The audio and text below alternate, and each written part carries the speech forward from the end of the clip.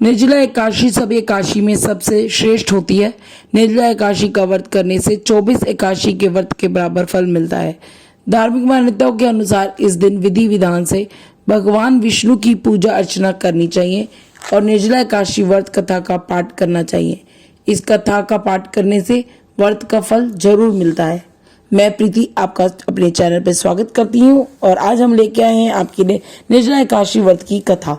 हमारी पहले वाली वीडियो में आपने निर्जला एकादशी के महत्व के बारे में, उसकी पूजा विधि, उसके शुभ मुहूर्त के बारे में जाना है। आज हम आपको बताएंगे निर्जला एकादशी व्रत की कथा। एक बार भीमसेन व्यास जी से कहने लगे, हे पितामह, भ्राता युधिष्ठिर, माता कुंती, द्रौपदी, अर्जुन और नकुल, सहदेव आदि सभी एकादशी का व्रत करने को कहते हैं, परंतु महाराज मैं भगवान की भक्ति, पूजा आदि तो कर सकता हूँ, दान भी दे सकता हूँ, किंतु भोजन के बिना रह नहीं सकता। इस पर व्यास जी कहने लगे, हे भीमसेन, यदि तुम नरक को बुरा और स्वर्ग को अच्छा समझते हो तो प्रत्येक मास की दोनों एकादशियों को अन्न मत खाया करो। इस पर भीम बोले, हे पितामह, मैं तो पहले ही कह चुका हूँ कि मैं भूख सहन नहीं कर सकता। यदि वर्ष भर में कोई एक व्रत हो तो मैं वह तो रख लूं, क्योंकि मेरे पेट में वर्क नामक अग्नि है, जिसके कारण मैं भोजन किए बिना रह नहीं सकता। भोजन करने से वह शांत रहती है, इसलिए पूरा उपवास तो क्या, मेरे लिए एक समय का भी बिना भोजन के रहना कठिन है।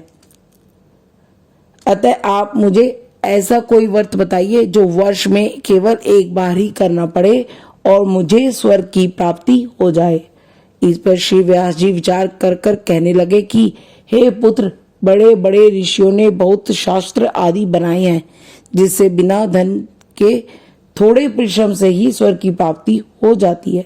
इसी प्रकार शास्त्रों में दोनों पक्षों की एकादशी का व्रत मुक्ति के लिए रखा जाता है। ऐसा सुनकर भीमसेन घबरा कर कांपने लगे और व्यास जी से कोई दूसरा उपाय बताने की विनती करने लगे। कहते हैं, ऐसा सुनकर व्यास जी कहने लगे कि वृषभ और मिथुन की संक्रांति के बीच ज्येष्ठ मास के शुक्ल पक्ष की जो एकादशी आती है, उसका नाम है निर्जला एकादशी। इस एकादशी में अन्न तो दूर, जल भी ग्रहण नहीं किया जाता। तुम उस एकादशी का व्रत करो। इस एकादशी के व्रत में स्नान और आचमन के सिवा जल का प्रयोग वर्जित है। इस दिन भोजन नहीं करना चाहिए और ना ही जल ग्रहण करना चाहिए, क्योंकि भोजन करने से व्रत टूट जाता है। इस एकादशी में सूर्योदय से शुरू होकर द्वादशी के सूर्योदय तक व्रत रखा जाता है, यानी व्रत के अगले दिन पूजा करने के बाद व्रत का पालन करना चाहिए। तुम भी जीवन प्राप्त इस व्रत का पालन करो, इससे तुम्हारे पूर्वकृत एकादशियों के अन्न खाने का पाप समूल रूप से विनष्ट हो जाएगा। इस दिन ओम नमो भगवते वासुदेवाय नमः मंत्र का उच्चारण करना चाहिए एवं गौदान करनी चाहिए। व्यास अनुसार भीमसेन ने बड़े साहस के साथ निर्जला एकादशी का व्रत किया, जिसके परिणाम स्वरूप प्रातः होते होते संज्ञाहीन हो गए। तब पांडवों ने गंगा जल, तुलसी, चरणामृत प्रसाद देकर उनकी मूर्छा दूर की। तभी से भीमसेन पाप मुक्त हो गए। वेदव्यास जी के कहने पर महाबली भीमसेन ने इस व्रत को करने लगे, इसलिए इस एकादशी को भीमसेन एकादशी या भीम एकादशी भी कहा जाता है। इस एकादशी को निर्जला एकादशी, भीमसेन एकादशी, पांडव एकादशी, भीम एकादशी कहा जाता है।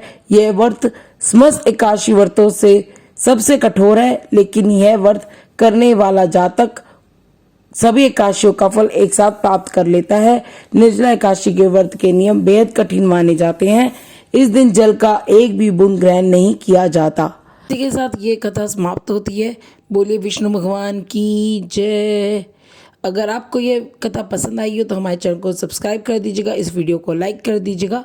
मिलते हैं जल्द आपसे एक और कथा के साथ, तब तक के लिए जय माता की।